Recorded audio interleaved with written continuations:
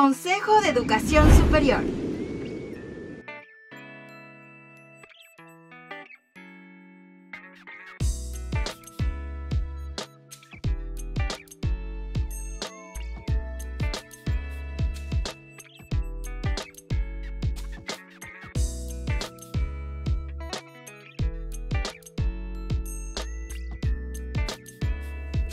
Bueno, sin duda, la política pública requiere, no solo por su legitimación, por su rol de regulación a la ciudadanía, ser objeto y ser sujeto de las observaciones, comentarios y expresiones de la diversidad de las personas.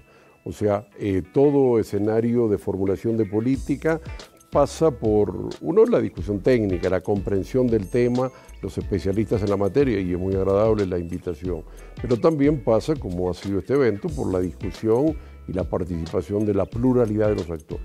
La educación cada vez es más compleja, más diversa, más difícil de entender, y la regulación debe entender las complejidades, los panoramas, las problemáticas de los diversos componentes de ella.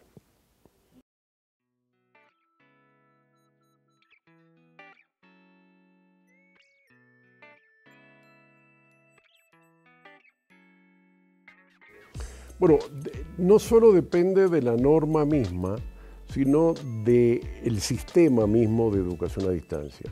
De alguna forma, la complejidad de este tema es cuando uno evalúa o fija política pública, sus regulaciones, solo tomando en consideración el objeto mismo, en este caso la educación a distancia, y no ve la totalidad del sistema. De alguna forma, los errores de la regulación es cuando no está articulada coherente y claramente a los diversos sistemas. Esto implica los sistemas de crédito, si hay movilidad o no, los sistemas de reconocimiento, si efectivamente las certificaciones son iguales o distintas, implica cómo se articula a los exámenes internos. O sea, toda norma debe tener unos conjuntos de componentes sistémicos, porque es parte de educación superior, y también debe tener sus especificidades. Y el error muchas veces es plantearla totalmente autónoma o de alguna forma totalmente integrado al resto del sistema. La educación a distancia también hoy es una educación menos delimitada.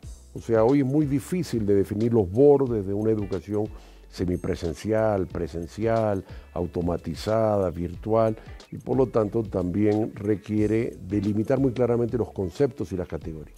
Pero finalmente la norma tiene que cortar. De alguna forma tiene que definir, semipresencial es esto, virtual es lo otro, y la regulación debe estar sujeta a esas diferencias, debe ser específica a las tipologías universitarias.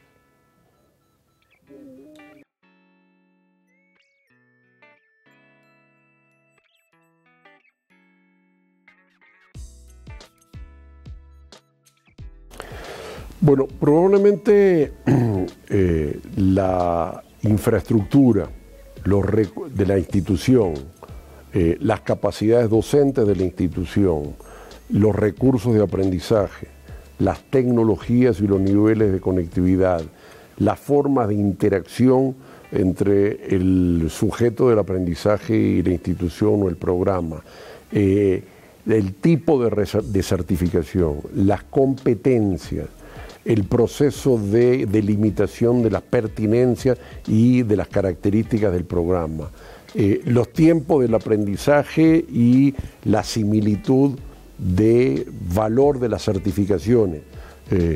Obviamente también aquí hay un problema que cuando uno empieza a medir el conjunto de indicadores puede ser infinito y por lo tanto tiende a regular la libertad y la autonomía. Si uno dice tiene que haber plataforma, entonces, bueno, la plataforma tiene tales características, tiene tal cosa, está limitando lo que es la realidad de hoy.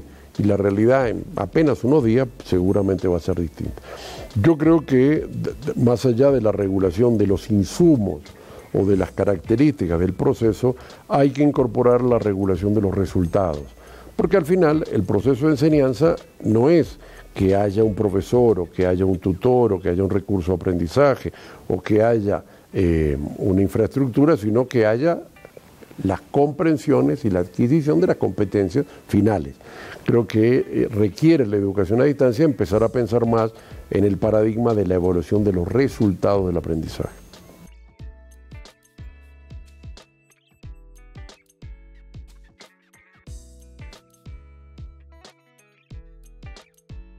Sí, sin duda, el tema es la definición de las categorías. Como siempre, esto es un tema de los vocablos y los conceptos. La pertinencia, de alguna forma, está más dada en la capacidad de la gente de construir un recorrido de vida de trabajo, pero también es posible el escenario del recorrido de vida no trabajo, que de alguna forma implica educaciones o formaciones no necesariamente vinculadas al mundo del trabajo. Creo que en todo caso es un escenario bien polémico, pero yo creo que la educación a distancia debe tener clara la pertinencia, que es el proceso de delimitación de la pertinencia. Pero es muy difícil definir que se garantiza el mercado de trabajo. O sea, ya hoy, en algunos siglos anteriores o tiempos, la educación garantizaba el espacio de trabajo. Todavía, por ejemplo, en Bolivia, los docentes cuando estudian tienen asegurado el puesto en el espacio laboral. El modelo tradicional de Cuba hasta los 90 era un modelo que de alguna forma el que ingresaba a la educación ya tenía un puesto en el Estado, que era un sistema altamente planificado. Hoy los mercados laborales, la diversidad, los espacios de competencia y hasta la sobreoferta de profesionales. O sea, la gente no estudia porque haya un puesto de trabajo, la gente estudia porque es un mecanismo para mejorar su condición y para competir con las otras personas para conseguir mejores espacios. Pero un escenario donde no existe la garantía del trabajo es la tendencia. Pero eso obliga necesariamente que las instituciones, aunque la sociedad no garantiza un puesto de trabajo a cada persona que va a estudiar, deben propender y tener indicadores para que los programas se actualizan en las realidades contemporáneas, los programas están vinculados a pasantías y prácticas profesionales, los programas incorporan las tecnologías contemporáneas, los programas hacen renovación curricular e incorporan docentes con mejores certificaciones. Es un tema que le da la pertinencia, que le da la posibilidad de que el programa está actualizado y está atado a la tierra, está anclado a la sociedad en la cual está.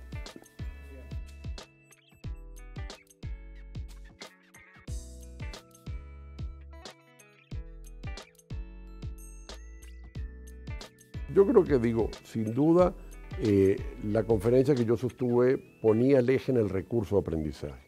O sea, el autoaprendizaje, que es la característica de la educación a distancia, pone mucho más el énfasis en el recurso de aprendizaje, en el libro, en el material, el multimedia. Creo que también hay que poner un enorme esfuerzo también en el tema de la evaluación, bien sea sistemas mucho más precisos, múltiple choice, examen al final del egreso, correcto.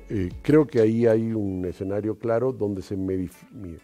Creo que también es necesario una relación muy fuerte con el tema de las competencias y la práctica. La educación a distancia tiene el riesgo de que es muy buena para transferir información. O sea, es muy buena, tú ves PowerPoint, ves videos, ves conferencias. El tema no es solo transferencia de información. Hoy el enfoque es creación de competencias. Y eso requiere en la educación a distancia un desarrollo curricular más complejo, que es cómo garantizas que el conocimiento permite crear competencias. O sea, la educación a distancia es muy buena en la transferencia de información y no es tan buena hoy con las tecnologías actuales. Eso implica para mí muchos sistemas de simulación. O sea, tú puedes no manejar un avión en términos de práctica, pero tiene modelos de simulación muy fuertes que se han utilizado y cada vez más empieza a haber un sistema de simulación que de alguna forma reconstruye la realidad en el campo virtual. Si eso no pasa, es bien complejo y hay que ir a las pasantías y las prácticas. Pero yo creo que el central de la discusión en la educación tiene que ver con cómo la gente adquiere las competencias.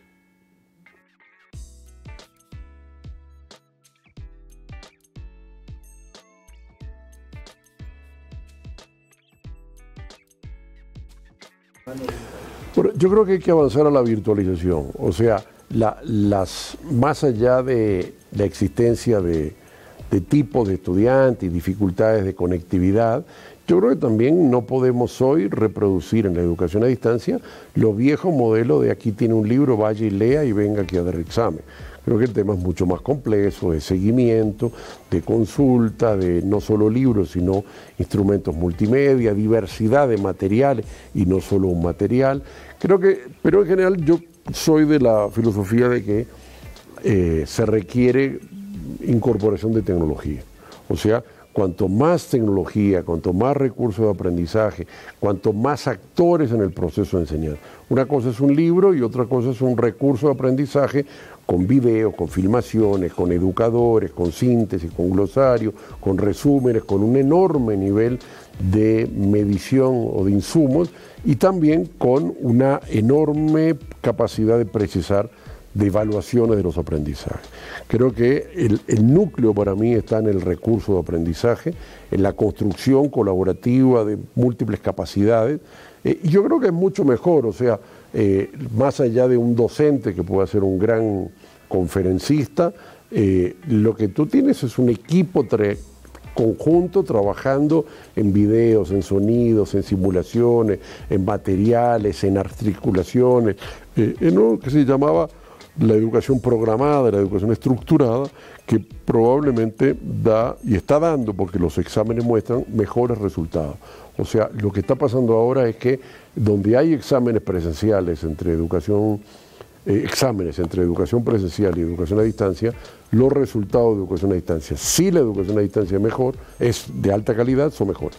Esto es un caso que nos va a mostrar. Hace poco participé en una defensa de una tesis doctoral de una tesis que proponía 400 estudiantes a estudiar estadística con software, o sea, de la TED Steuben, y había 13 fórmulas estadísticas para estudiarlo con software y 400 estudiantes con los sistemas normales. Y el resultado de un examen conjunto, los 400 que estudiaron en educación con tecnología mejoraron todos. Aún siendo una educación presencial, es entre laboratorio y tiza y lengua y pizarrón, fue mejor el aprendizaje. Esto nos va mostrando que tú con una carreta no puedes ir a correr a 100 kilómetros por hora, mientras que con un auto sí puedes. La tecnología permite. O sea, el costo que tiene una vieja película de 35 milímetros al costo que hoy tiene la televisión digital son totalmente distintas y permite más eficiencia, mejor sonido, más trabajo de postproducción, etcétera, etcétera. O sea, la tecnología permite niveles de calidad en la enseñanza, en los recursos de aprendizaje, y eso es una variable que implica que por lo tanto hay que propender a la virtualización de los procesos de enseñanza en la educación a distancia.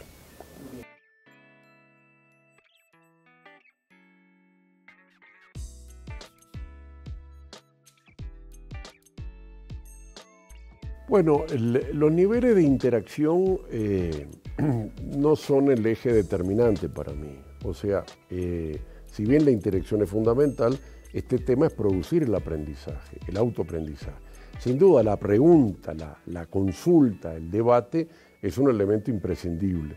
Yo creo que la interacción puede ser diversa y múltiple, no lo veo como un esquema, pero yo valoro también la capacidad de la construcción de conocimiento autónomo.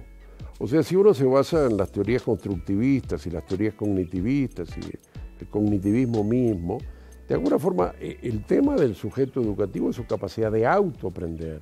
Se aprende porque se desarrollan los procesos internos, no porque alguien transfiere conocimiento.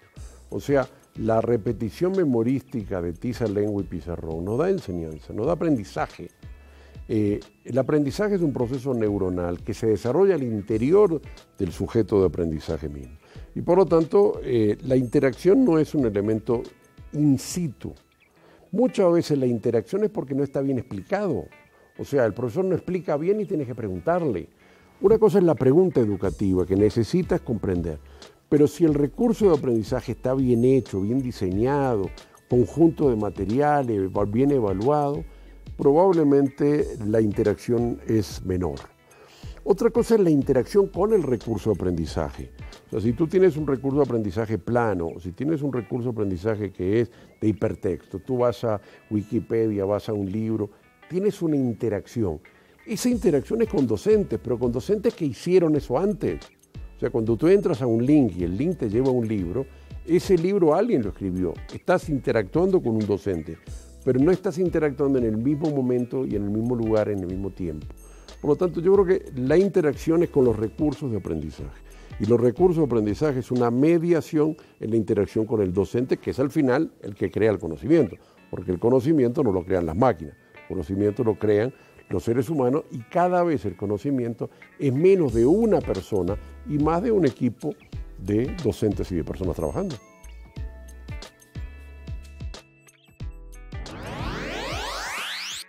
Consejo de Educación Superior.